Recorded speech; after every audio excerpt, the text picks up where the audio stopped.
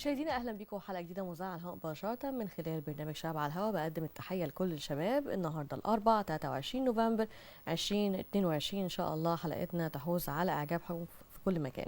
النهارده الحقيقه معانا حلقه متميزه جدا. معانا مجموعه من الشباب شاركوا في مهرجان الاعلام العربي في دورته ال 22 التابع لاتحاد الاذاعات العربيه في الرياض، بالتحديد في المملكه العربيه السعوديه. حصلوا على الجائزه الذهبيه الاولى عن اعمالهم الفنيه، وده الحقيقه ان دل على شيء يدل ان دايما المصريين بيتفوقوا في كل شيء، ودايما بيشرفونا، خصوصا لو في مسابقات بتكون معموله بره مصر دايما بيطلعوا من الاوائل. النهارده معانا مجموعه من الشباب دول الحقيقه هيعرفونا عن اعمالهم الفنيه اللي شاركوا بيها وحصلوا بيها على الجوائز، كمان هيعرفونا على اهدافهم والرساله اللي عايزين يعرفوها لغيرهم من الشباب. الحقيقه احنا معانا صفحه جميله جدا على الفيسبوك بنفس اسم برنامجنا شباب على الهوا. يا ريت اللي عنده اي مواهب النهارده عايز يبعتها لنا، او عنده اي اسئله عايز يطرحها على ضيوفنا الاعزاء يبعتها لنا على الهواء مباشره، واحنا ان شاء الله هنجاوب على اسئلتكم على الهواء مباشره من خلال صفحتنا الخاصه على الفيسبوك مره تانية مكتوبه بالعربي شباب على الهواء. احنا معانا الحقيقه تقرير جميل جدا عن نماذج مشرفه، بعديها هنشوف ضيوفنا الاعزاء اللي هيشرفونا في الاستوديو ونستضيفهم في برنامج شباب على الهواء.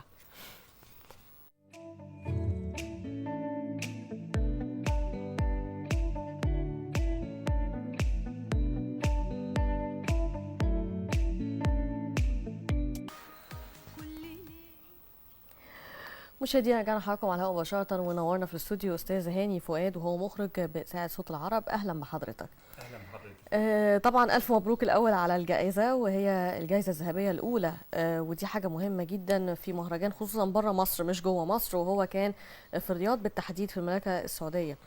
طيب انا عايزة اعرف يعني في البداية كده عرفنا على المهرجان، يمكن لأول مرة يعني حد من المصريين بيشاركوا في المهرجان ده. عرفني كده ازاي عرفت عن المهرجان وازاي شاركت فيه. هو المهرجان بينظمه اتحاد اذاعات الدول العربيه، وبيقام كل سنه في تونس. وبيبقى فيه مشاركات من مصر، يعني مش اول مره. فجات لنا الدعوه ان احنا نشارك يعني في الرياض. صح كده؟ أوكي. السنه دي كان في الرياض لاول مره. جات لنا الدعوه في الاذاعه المصريه ان احنا نشارك. يعني هم بيختاروا من كل فئه، سواء دراما او برامج، بيختاروا عمل واحد بس من الاذاعه كلها. فانا قدمت، وفي زملاء تانيين قدموا. يعني تم تصفيه الاعمال هنا في المبنى عندنا في الاذاعه. وبعد كده هو تسافر المهرجان والحمد لله. يعني كنت متوقع بقى ان يعني العمل احنا هنتكلم عليه طبعا هو مسلسل اطفال اللي شاركتوا بيه، وهو سفروت يجوب الفضاء. يجوب الفضاء. يعني مسلسل خيال علمي، فكنت متوقع ان ممكن فعلا تحصل على جائزه. كنت بتمنى. بس دي الجائزه الاولى بقى. الجائزه الاولى، فدي كانت المفاجاه اكيد بالنسبه لك. الحمد طب لله. انا عايزه اعرف يعني فكره العمل كانت ايه، المسلسل يعني. الفكره الرئيسيه للمسلسل، احنا بنقول ان المكان المهجور بيكون عرضه للاستيلاء عليه واحتلاله. دي الفكره الرئيسيه. من خلال ايه بقى؟ هو اولا ماخوذ عن روايه خيال علمي للكاتب صلاح معاطي اسمها صائد الاقمار. بنقول في اطار من الخيال العلمي ان في سفينه فضائيه جايه من كوكب بعيد عشان تحذر اهل الارض ان في مذنب ضخم هيخطف القمر بتاعنا.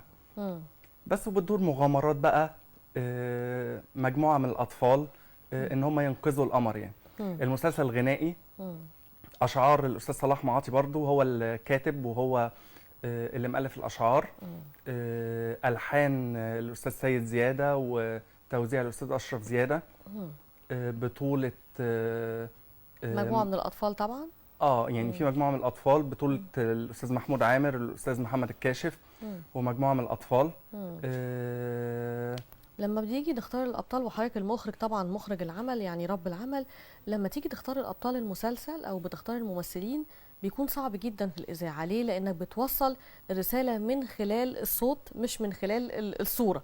لما بتوصل الرساله من خلال الصوت والصوره بتبقى شويه يعني سهله، لكن من خلال الصوت بس ازاي بقى تقدر توصل الرساله من خلال الصوت بس؟ اكيد في اسس بتختار بيها الممثلين. اولا اختيار الممثل عليه 60% من نجاح العمل الدرامي. طبعا لان هو اللي هيوصل رساله المخرج. بالظبط. في الإذاعة بنختار على أساس الصوت والشخصية اللي أنا شايف إن هي هتقدر تقدم الدور ده بالذات، لأن في ممثلين شطار جدا بس بيبقى مناسب أكتر لأدوار معينة. صح، للكاميرا. فيعني مثلا الأستاذ محمود عامر معانا الصور دي الحقيقة اللي بتعرفنا على ازاي تم مشاركتكم في المهرجان، وازاي انت بتخرج كمان المسلسل. صح كده، في استوديو 39 في الدور الرابع اللي سجلنا فيه المسلسل فعلا. هايل، جميل جدا. الأستاذ محمود عامر من أكتر الأصوات المميزة في الإذاعة المصرية. مش كل الممثلين شطار في تكنيك الإذاعة، الإذاعة ليها تكنيك معين في الدراما.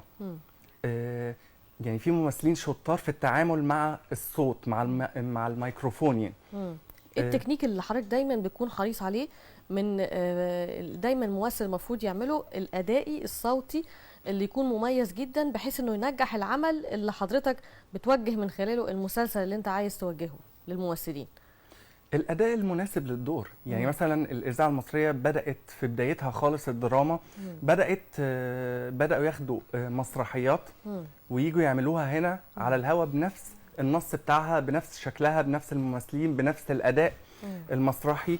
طبعا ده ما نجحش لأن الأداء المسرحي اللي بيعتمد على الأداء الجهوري والحاجات دي هي مش مناسبة للإذاعة. صحيح. لحد ما بدأ جه مجموعة من الأساتذة الرواد زي الأستاذ عبد الوهاب يوسف مثلا، والأستاذ محمد محمود شعبان، والأستاذ يوسف الحطاب، ومجموعة كبيرة من الأساتذة بدأوا بقى يركزوا على التكنيك بتاع الإذاعة، اللي هو الواحد يبقى فيه حميمية أكتر بينه وبين الميكروفون بتاع الإذاعة.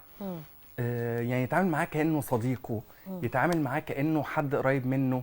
صحيح. يعني صحيح. أنا مثلا أنا بكلم حبيبتي دلوقتي في المسلسل، فأنا واقف قدام الميكروفون لازم أحب للميكروفون وأقدر إن أنا أدي الدور حقه في المسلسل اللي أنا هعمله. يعني أنا دلوقتي بتكلم مع حد قاعد جنبي، قاعدين في أوضة لوحدينا، فبيبقى كلام همس، غير لما بنده حد قاعد بعيد، غير وانا بتكلم في الشارع وهكذا.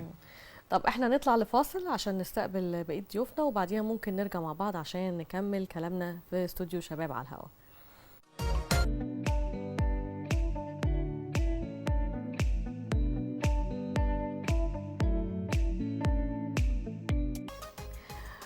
مشاهدينا رجعنا حضراتكم على الهواء مباشرة، ونورنا في الاستوديو دكتور محمد محمود مذيع بإذاعة صوت العرب. أهلا بحضرتك. أهلا أستاذة سلمى، وأهلا بمشاهدي القناة الثانية الكرام.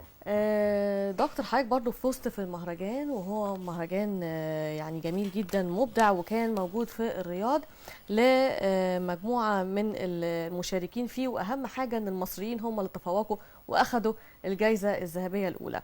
فأنا عايزة أعرف بالتحديد العمل اللي حضرتك شاركت بيه وفعلا فزت بيه بالجائزة الذهبية الأولى، وهل كنت متوقع الجائزة دي ولا لا؟ طيب، هو أنا أولا أهنئ الهيئة الوطنية للإعلام ومبنى مسبيرو اللي دايما متألق في كافة المسابقات. مبدئيا هذا المهرجان هو المهرجان العام الذي يتبع وزراء الإعلام العرب التابعين لجامعة الدول العربية، والمسابقة كانت تشمل الإعلام الموازي اللي هو الإعلام الخاص والدولي، والإعلام الحكومي الرسمي، يعني اللي كان مشارك هيئات كبيرة جدا جدا من كافة بقاع العالم، العالم كله وليس العالم العربي، يعني هيئات زي الBBC وقنوات الحرة والذي منه كانت مشاركة في قسم الإعلام الموازي. احنا كنا داخلين بنمثل الإعلام الرسمي. عادة احنا اللي بناخد الجوائز لأنها تنضوي تحت اتحاد إذاعات الدول العربية اللي كل الإعلام في العالم العربي كله بينضوي تحت منه. فاحنا لما كسبنا الجائزة دي كسبناها تحت مظلة جامعة الدول العربية وزراء الإعلام العرب، ده رقم واحد. هذه المسابقة كانت دورتها تقريبا 22 دورة. احنا كإذاعة مصرية وكتلفزيون مصري، السنه اللي فاتت كان معانا برامج كسبانه من قطاع التلفزيون، من قطاع المتخصصه الانتاج المتميز، كان في فيلم تسجيلي مصري من المتخصصه كان كسب.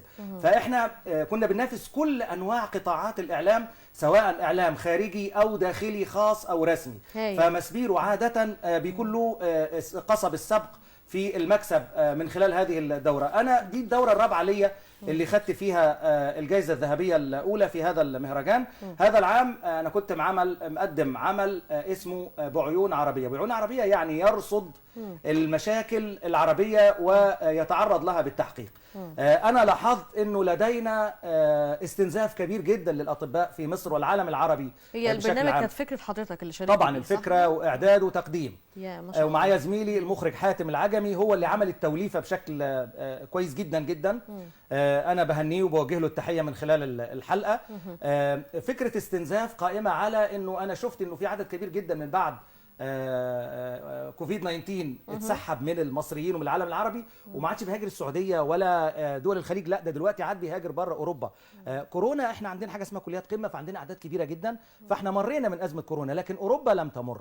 لذلك اوروبا فتحت ابوابها كامله على مصراعيها بدون اي تاشيره، يعني هو مجرد بياخد التاشيره مباشره. احنا عشان ناخد تاشيره لامريكا اوروبا مساله صعبه. صح. انا لما حققت في الامر لقيت انه الدكاتره المصريين بيسلموا بعض بالعربي، يعني وكأن الوردية كاملة باللغة العربية من المصريين. احنا بنربيهم 25 سنة تعليم حتى ينتهوا بسنة 7 طب عشان خاطر يقدموا حاجة للأمن القومي. في التحقيقات أنا رحت مستشفى الهرم لقيت في عدد كبير جدا من الأطباء اللاجئين من مش مصريين، يعني وكأن المصريين أرادوا أن يستعيضوا عن الأطباء الذين خرجوا إلى أوروبا، فجابوا اطباء من الاخوه الاشقاء السودانيين. انا شفت سودانيين وشفت سوريين وشفت اطباء يمنيين، هم اتعلموا بره واتقدموا، مؤكد ان هم بيتعاملوا معانا بالقطع، لكن ده دليل كبير انه في استنزاف كبير تم في المنظومه الطبيه. شفت يعني ان فعلا في اطباء هاجروا بكل سهوله لبره؟ طبعا انا تواصلت مع اطباء خصوصا في جائحه كورونا. طب ايه السبب بقى؟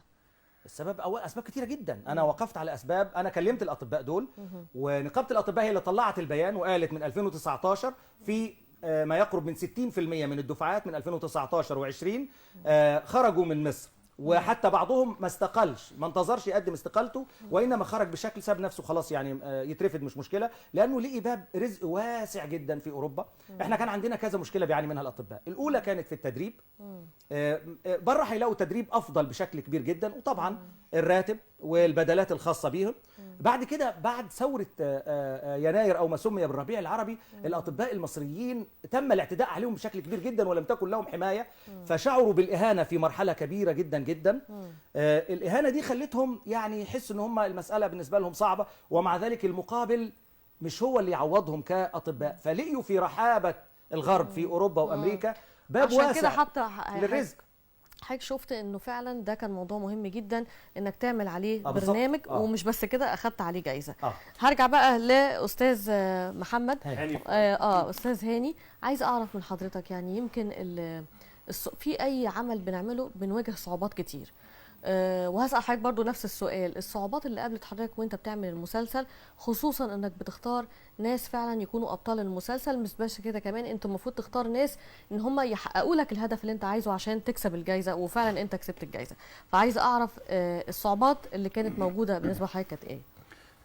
الصعوبه الاولى، المسلسل ده اتعمل بدون اي ميزانيه من الاذاعه. فيعني مشكله بدون اي ميزانيه اطلاقا.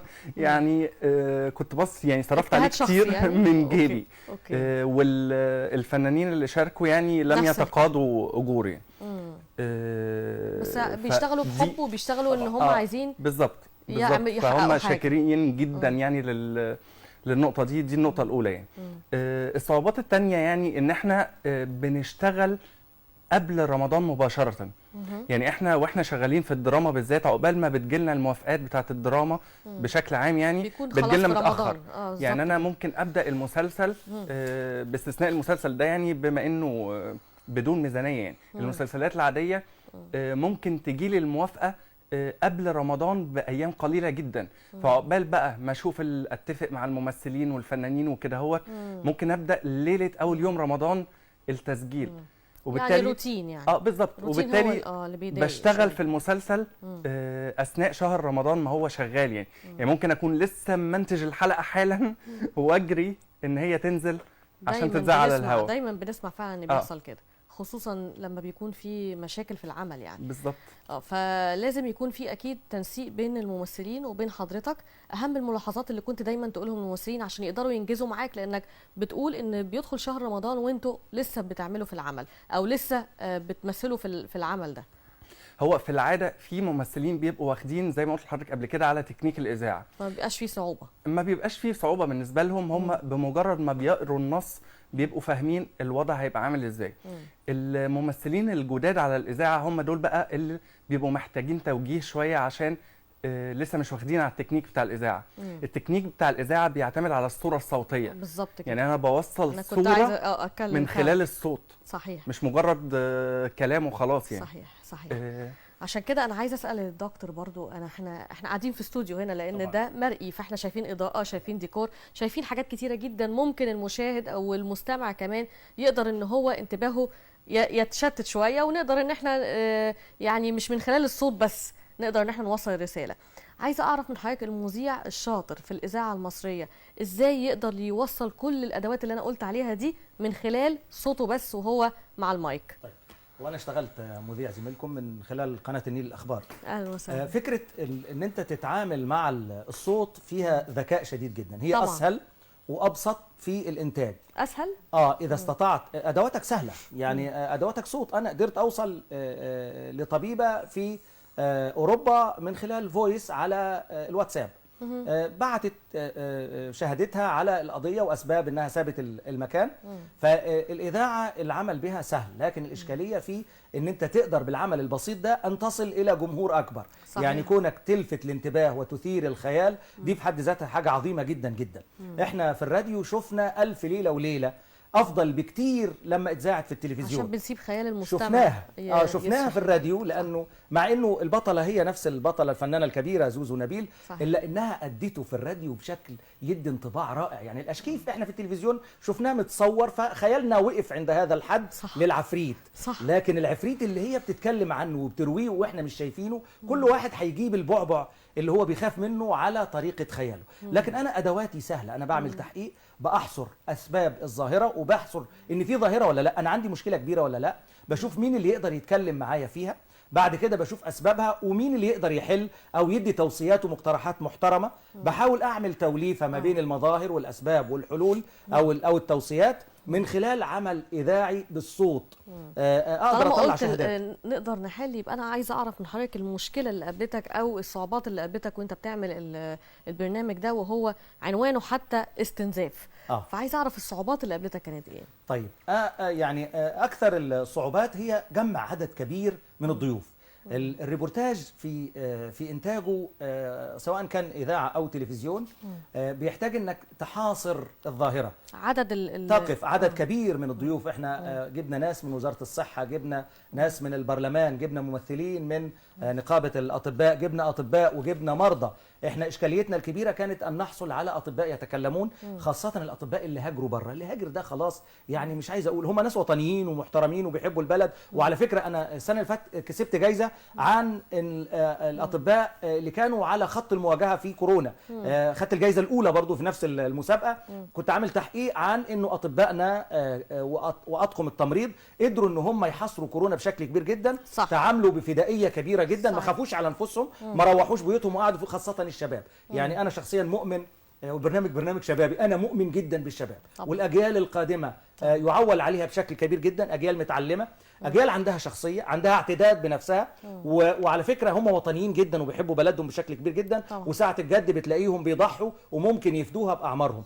ففي السنه اللي قبلها اتكلمنا عن الاطباء واطقم التمريض لما قاموا بدورهم بشكل محترم جدا، وكانوا الصف الاول على الجبهه في مواجهه فيروس كورونا. وعلى فكره احنا تعاملنا مع الفيروس افضل من امريكا ومن اوروبا، والاحصائيات والارقام بتقول كده. انا عايز اعرف السر ان حضرتك بتختار دايما البرامج الطبيه، يعني يمكن عشان هم دايما شايلين رساله عظيمه جدا، وهم دايما اللي على عاتقهم هدف كبير، ودايما شايلين الهم يعني. طيب. دايما بنشوفهم شايلين همنا جدا، خصوصا في جائحه كورونا. طيب انا هدي حضرتك بس في عجاله لان خلاص فاضل دقيقتين. هدي حضرتك بسرعه المهرجان ماشي ازاي.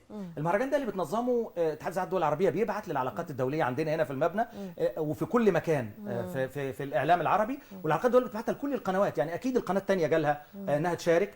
هي بتبقى محدده بعض الموضوعات اللي نتكلم فيها. يعني احنا عندنا موضوع اسمه اعلام العرب، بنختار علم من الاعلام، وبعيون عربيه بتختار موضوع. هم حددوا لنا السنه دي نتكلم عن هجره العلماء. أوكي. فالعالم كله اتكلم عن هجره العلماء، انا اخترت الاطباء لاني شايفها ظاهره. يعني للاسف احنا وقتنا خلص وحضرتك اتاخرت، معلش. معلش. فممكن مره تانية نكمل، بس عايزه اعرف من حضرتك سريعا كده الرساله اللي حضرتك تحب تقدمها للشباب واحنا خلاص في نهايه برنامجنا.